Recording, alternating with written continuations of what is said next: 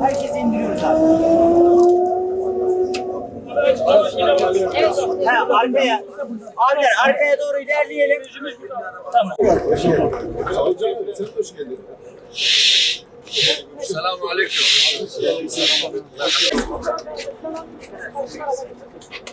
Tamam abi.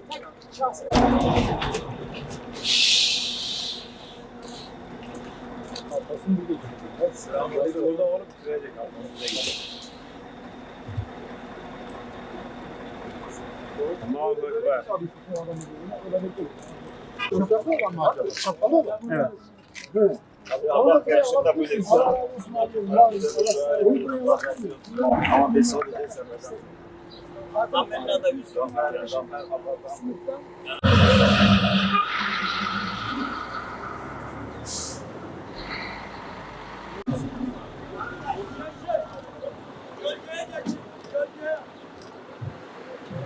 Denize özgür Filistin! Nehirden denize özgür Filistin! Nehirden denize özgür Filistin! Kanaksa kurtulacak el Aksa! Oluk oluk Kanaksa kurtulacak el Aksa! Free Palestine! Free, free Palestine! Free free Palestine! Free, free, free Palestine! Free free free Palestine! Free! Allahu Ekber! Tekbir! Allahu Ekber! Tevhid! La ilahe illallah! Tevhid! La ilahe illallah! Tevhid! La ilahe illallah! Cenk! Cihad! Şehadet! Cenk, cihat, şehadet! Cenk, cihat! Oluk oluk kan aksa, kurtulacak el Aksa! Oluk oluk kan aksa, kurtulacak el Aksa! Tekbir! Allahu Ekber! Tekbir! Allahu Ekber! Tekbir! Allahu Ekber! Başlıyorum hocam. Bismillahirrahmanirrahim. Bismillahirrahmanirrahim.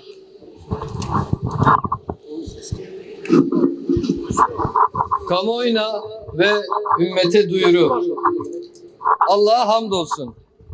Filistin konvoyu Gazze'nin unutturulmaya, Filistin meselesinin uluslararası kamuoyunun dikkatinden kaçırılmaya çalışıldığı bir dönemde bu sessizliği kırmak ve Filistin'in gür sesini yeniden dünyaya duyurmak amacıyla yola çıkmıştır. Bu yolculuğun temelinde 3 ana gaye vardı. Gazze'de yaşanan insanlık dramını yeniden merkeze taşımak, Batı Şeria'daki hak ihlallerini görünür kılmak ve Filistin halkının yalnız olmadığını göstererek vicdan sahibi tüm insanları harekete geçirmek.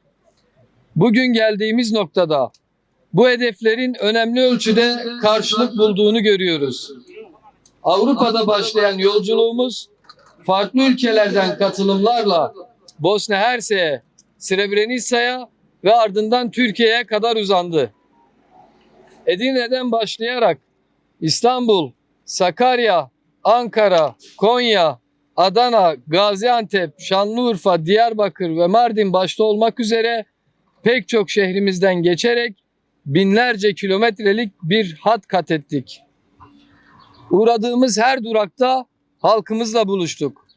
Gazze'nin sesini yükselttik ve bu davanın yalnızca bir coğrafyanın değil, bütün insanlığın ortak meselesi olduğunu vurguladık. Srebrenica'dan Habur sınır kapısına kadar uzanan bu süreç sadece kat ettiğimiz kilometrelerden ibaret değildi.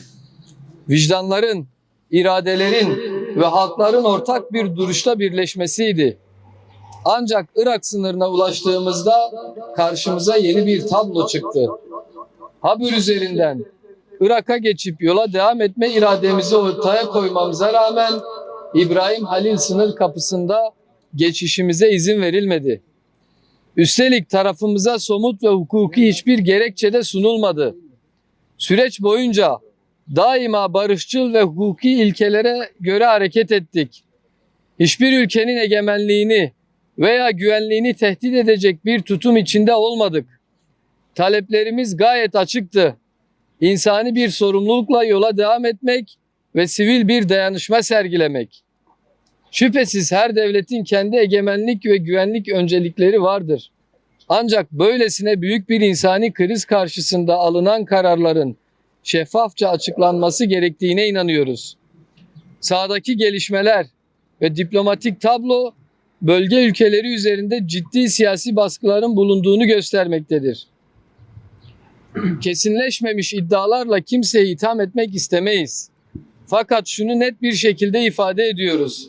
Filistin meselesinde bölge ülkelerinin hiçbir dış baskıya boyun eğmeden kendi iradelerini koyacakları bir döneme ihtiyaç vardır. Bizim hedefimiz devletler değil, Gazze'de katledilen çocukların, kadınların ve masumların sesini dünyaya ulaştırmaktır. Bu doğrultuda Filistin konvoyu olarak şu kararı alıyoruz. Tampon bölgedeki eylemlerimizi bu aşamada noktalandırıyoruz. Bu karar bir geri çekilme veya mücadeleden vazgeçme anlamı taşımamaktadır. Tekbir! Allahu Ekber! Tekbir! Allahu Ekber! Tekbir! Allahu Ekber! Aksine bu adım yürütülen mücadeleyi daha stratejik, uzun soluklu ve etkili bir boyuta taşımak adına alınan yeniden bir konumlanma kararıdır. Gerçek bir misyon sadece bugünün iradesini ortaya koymakla kalmaz, yarının şartlarını ve mücadele zeminini de inşa eder.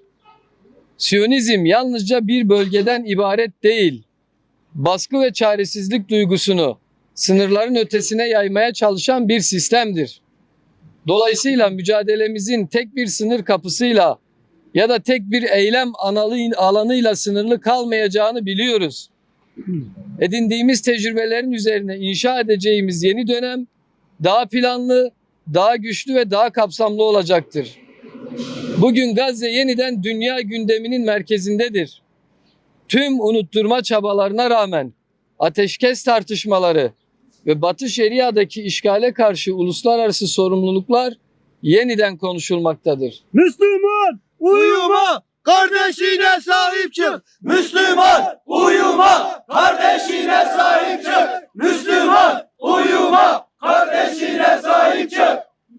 Belki de bu yolculuğun en kıymetli çıktısı farklı ülkelerden aktivistlerin, sivil toplum kuruluşlarının ve vicdan sahibi insanların aynı zeminde buluşarak yeni mücadele yöntemlerinin önünü açması olmuştur. Buradan başta İslam ülkeleri olmak üzere tüm bölge devletlerine açık bir çağrıda bulunuyoruz. Artık mazeretlerin arkasına sığınma zamanı değildir. Birlikte hareket etme, dayanışmayı büyütme ve Filistin halkının yanında durma zamanıdır. Bizler kimseden cesaret beklemiyoruz. Cesaretin mümkün olduğunu göstermek için yola çıktık. Siz de kendi imkan ve iradenizi ortaya koyun. Yolculuğumuz boyunca mesajımızı bir kez daha güçlü bir şekilde haykırıyoruz.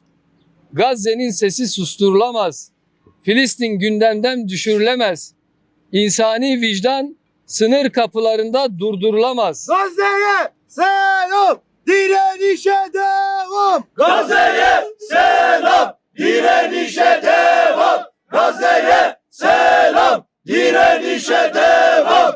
Tekbir! Allahu Ekber! Tekbir! Allahu Ekber! Tekbir! Allahu Ekber!